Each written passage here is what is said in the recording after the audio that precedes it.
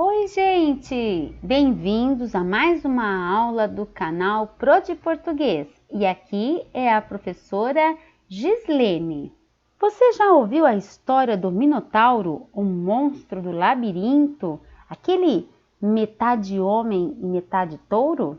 E você sabe identificar a personalidade de uma personagem? Então, cola comigo que você passa de ano. Bora aprender? Mas antes, inscreva-se no canal, dê o seu like, compartilhe o conhecimento. Para essa nossa aula, então, nós vamos usar o caderno do aluno do 8º ano do Ensino Fundamental, volume 3, parte 1, na página 22. Bom, antes de nós lermos o texto da página 22, nós vamos ativar o conhecimento prévio de vocês. A gente vai ler o mito do Minotauro, para que vocês entendam melhor o texto da página 22.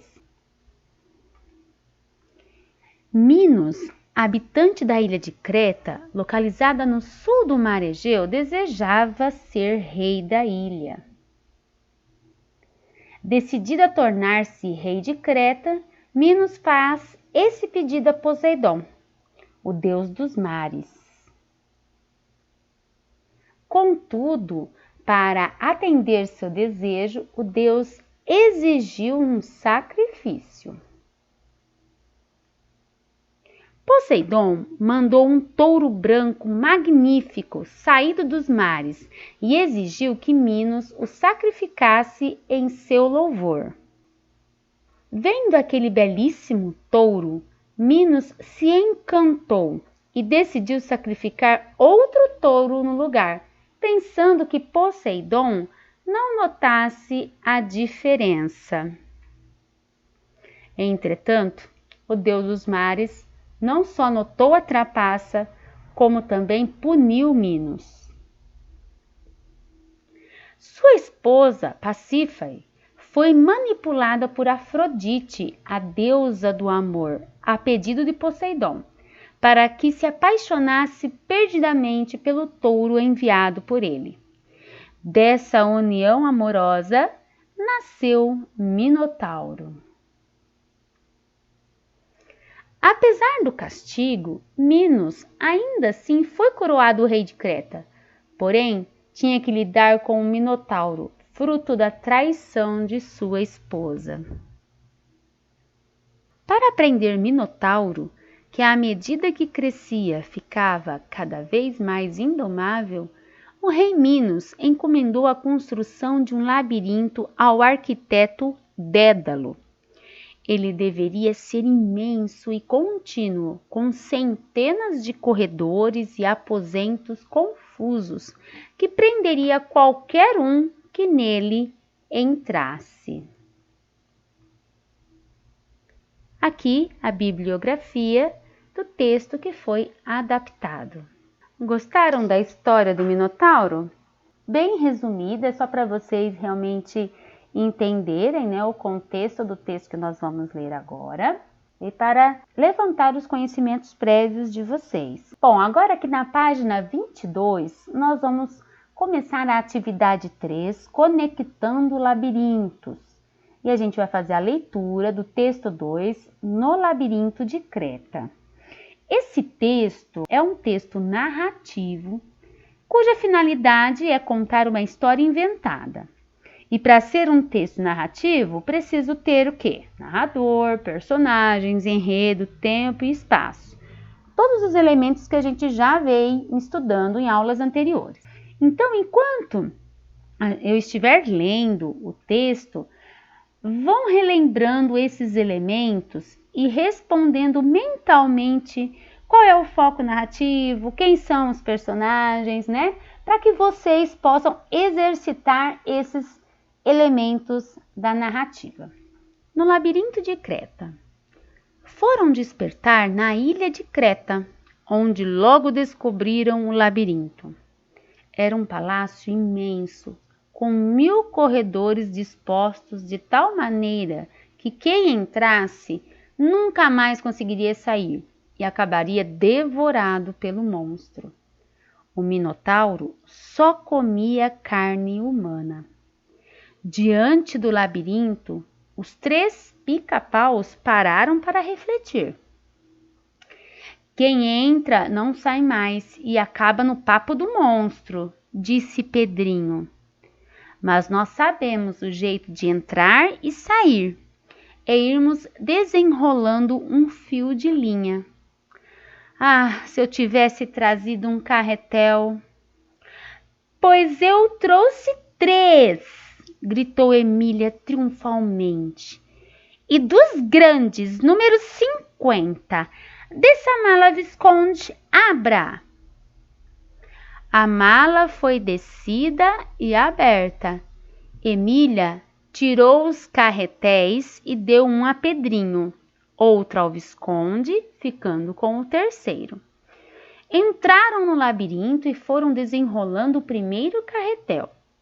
Quando a linha acabou, desenrolaram o segundo, e quando a linha do segundo acabou, começaram a desenrolar o terceiro. Eram corredores e mais corredores, construídos de maneira mais atrapalhada possível, de propósito, para que quem entrasse não pudesse sair.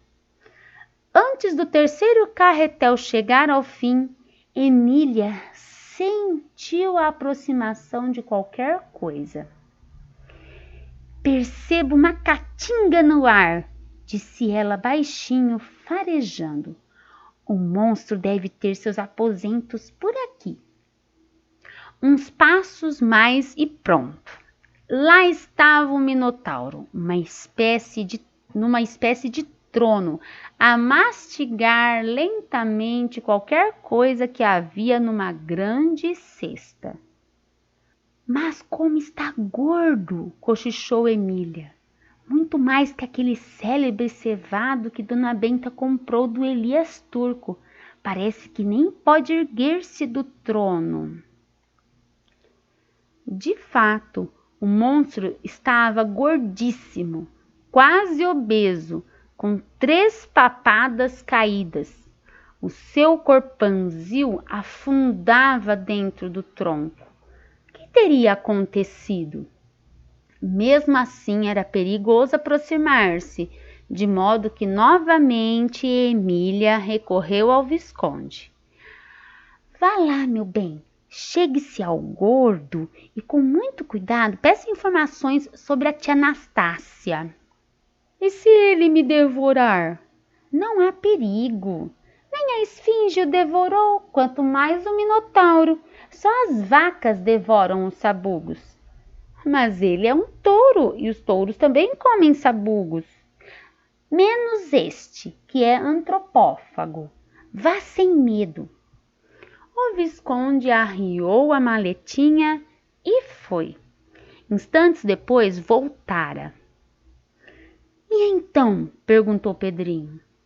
Não fala, não responde. Perguntei por tia Anastácia e ele só me olhou com o olho parado, sempre a mastigar umas coisas que tinha daquela cesta. Isto! E mostrou o que havia na cesta. Emília arrancou-lhe o isto da mão. Era um bolinho de tia Anastácia. Que alegria! Aquele bolinho era a prova mais absoluta que tia Anastácia estava lá, e viva! Pedrinho comeu o bolinho inteiro e lamentou que o Visconde só tivesse trazido um. Vamos procurá-la com o resto de linha que ainda temos, disse Emília examinando o carretel. Há de dar. Bom, essa é a história que foi escrita por Monteiro Lobato, uma adaptação que ele fez, O Minotauro. É uma adaptação do mito do Minotauro, né? Um mito grego. O texto que você leu foi escrito por Monteiro Lobato, que criou obras consideradas clássicas da literatura infanto-juvenil brasileira. As aventuras do Sítio do Pica-Pau Amarelo foram adaptadas para várias mídias e formatos, como séries para televisão, história em quadrinhos, jogos, etc. Conhecer essa obra de forma crítica é muito importante para compreender o universo fantástico e rico criado pelo autor. Após a leitura do texto, responda as questões propostas. Letra A. O que o uso de aspas em pica-paus indica? Olha, meus alunos, eu já expliquei o uso dos recursos gráficos, aspa, negrito e itálico, na atividade 1. Vou deixar na descrição do vídeo o link para vocês reverem, mas uma dica muito importante. Dependendo do contexto em que aparecem as aspas, elas terão uma função, um propósito. Então, estamos lendo um texto narrativo. O autor as usou com alguma intenção. E é isso que a questão 1 quer saber. Não deixem de rever a aula da atividade 1, que vocês vão saber responder corretamente esta primeira questão. Letra B. No texto, duas palavras estão em negrito: antropófago e cevado. Pesquise o significado delas. Também, pessoal, quem acompanha o canal, também já assistiu a aula 1 e viu que eu também já expliquei como a gente faz a pesquisa no dicionário. Também vou deixar um link na descrição certinho para que vocês acessem. Letra C. O que o comportamento da personagem Emília nos permite inferir sobre ela? E a personagem Visconde? Como o texto apresenta a relação dos dois? Aqui na questão C, nós temos 3 perguntas diferentes. A personalidade da Emília, depois a personalidade do Visconde e, por último, como é a relação dos dois personagens, de Emília e Visconde. Então, vamos observar atentamente o comportamento de cada personagem para nós podermos concluir a personalidade de cada uma. Para isso, a gente vai observar mais atentamente alguns trechinhos do texto que nos mostram, o comportamento da personagem. Vamos começar então com a personagem Emília. Todo autor tem uma intenção ao elaborar o seu texto. Assim, para ele atingir o seu objetivo, ele seleciona substantivos, adjetivos, verbos, advérbios, enfim, ele seleciona diversas palavras que melhor expressam essa intenção. Nós sabemos que a personagem Emília é uma boneca viva, porque a gente consegue ver no texto, que ela fala, anda sozinha, pensa, faz traquinagens, resolve problemas. Então, notem, tudo isso são ações que fazem eu concluir, então, que ela é quase humana. Isso é o que está explícito no texto, Eu enxergo tudo isso pelos diálogos dela com os outros personagens e também pela voz do narrador, que me diz o que ela está fazendo. Mas, e a personalidade de um personagem? No caso da Emília, que nós estamos estudando. Como eu verifico isso? Bom, a personalidade já é uma informação implícita, ou seja, não está declarada no texto. Ela está contida no significado de uma palavra, no gesto de uma personagem. Por isso é muito importante ler o texto prestando atenção em cada palavra, em cada descrição do narrador, pois só assim eu concluo que personalidade é a minha personagem. Vamos prestar atenção nas palavras e descrições que se referem a Emília. Depois, vocês farão isso com o Visconde, para a gente chegar então a uma conclusão da personalidade da boneca. Vejamos então. Pois eu trouxe 3, gritou Emília triunfalmente. E dos grandes, número 50, Desça a mala, Visconde, abra. Notem que eu grifei algumas palavrinhas e eu vou falar sobre elas, então, mais especificamente. A primeira aqui é o pois.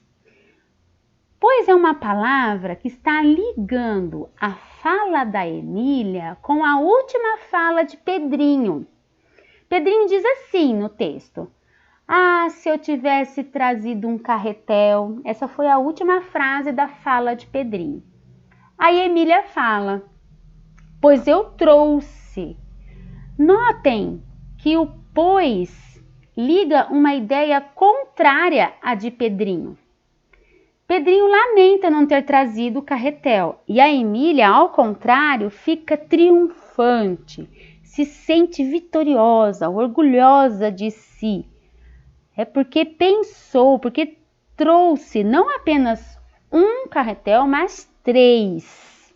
E o que isso significa? O que isso mostra para nós da personalidade da Emília? Que ela planejou essa aventura, prevendo algumas dificuldades, e assim ela pensou em soluções. Olha o verbo, gritou. Ela não se contenta em apenas dizer, ela grita, mostrando o quanto é espivitada. E o jeito que ela gritou? Triunfalmente. Olha, é um advérbio de modo, né? A gente tem que prestar muita atenção nos advérbios de modo, porque, como o próprio nome diz, ele evidencia, ele mostra pra gente a maneira como a personagem fez tal ação. Ela gritou sentindo-se vitoriosa, orgulhosa de sua própria atitude. Notem, isso mostra o quanto Emília é vaidosa, né? Ela é orgulhosa e até mesmo soberba. Depois a gente tem os verbos desça, abra. Ó, esses verbos estão no modo imperativo, então indicam uma ordem. O fato desses verbos e outros na fala da Emília, que também estão no modo imperativo, em detalhe, sem o uso de moderadores. Ela não pede por favor, por gentileza, por obséquio. Não, ela manda só. E o que isso mostra? Mostra o quanto Emília ela é mandona, ela não se intimida. Outra fala dela. Percebo uma caatinga no ar, disse ela baixinho, farejando. O monstro deve ter seus aposentos por aqui. Vejam, toda essa fala dela, né, e mais essas expressões que eu grifei, mostram o quanto Emília está atenta ao seu redor. Ela é esperta, é inteligente, pois relaciona o cheiro ruim à presença, né, à proximidade do monstro. Ela fala baixinho agora, porque deduz que o Minotauro está próximo. Diferente da fala anterior, que ela gritou, porque ela estava num outro contexto. Então, isso tudo mostra como ela sabe, né, se comportar dependendo do contexto em que estão. Então, isso mostra o quanto ela é inteligente e esperta. Para concluirmos, então, sobre a personalidade da Emília. Vamos lá. Ó, ela é precavida, mandona, esperta, inteligente, vaidosa, né? Vaidosa no sentido de orgulhosa, de soberba. Percebam, em nenhum momento aparecem essas palavras no texto. Eu falo que ela, no texto alguma vez falou que ela é precavida? No texto alguma vez falou que ela é mandona? Não. Nós as inferimos pelo contexto. Nós as inferimos pelo comportamento, pelas atitudes da Emília, que a gente consegue, então, deduzir todas essas qualidades da personagem. Vocês farão a mesma coisa com o Visconde. Olha que bonitinho. Então, como que vocês vão fazer? Preste atenção em suas ações, nos diálogos entre ele e a Emília, que vocês vão conseguir deduzir a personalidade do Visconde e também a relação entre esses dois personagens. Uma dica: grifem as palavras que se referem ao Visconde, grifem os diálogos dele com a Emília, que vocês vão conseguir perceber então a personalidade dele. Voltando para a página 22, letra D. Como o uso dos carretéis iria ajudar as personagens a saírem do labirinto? A partir do 6º parágrafo, os personagens começam a desenrolar a linha do primeiro carretel. Nós sabemos que a linha ela é usada na confecção de roupas, enfim. Mas aqui ela está sendo usada com outra finalidade. E é isso que vocês devem explicar. É fácil, né? Letra E. Minotauro é um ser considerado antropófago. Isso se confirma no texto lido? Vocês devem voltar ao texto e verificar esta informação. Então pensem, esta é uma pergunta que quer verificar se vocês, alunos, conseguem localizar informações explícitas no texto, ou seja, informações que estão declaradas no texto. Essa também não é uma questão difícil. O que estudamos até aqui? O mito do Minotauro, o uso das aspas, fizemos pesquisa com o dicionário, a personalidade dos personagens e interpretação textual. Obrigada por ficar até agora. Deixe o seu like, inscreva-se no canal, compartilhe o conhecimento. Um beijo, fui!